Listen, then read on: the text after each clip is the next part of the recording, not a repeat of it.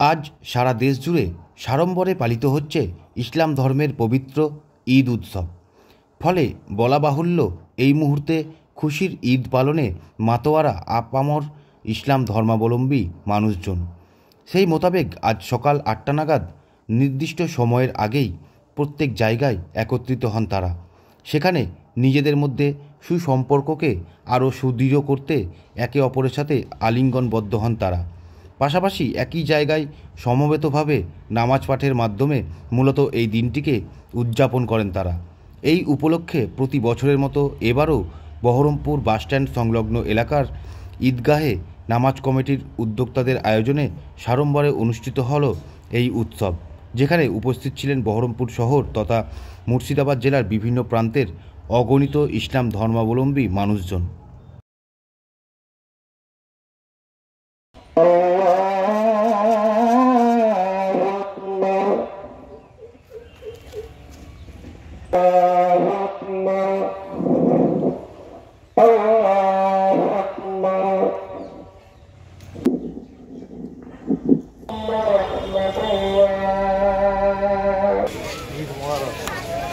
Champion keluar.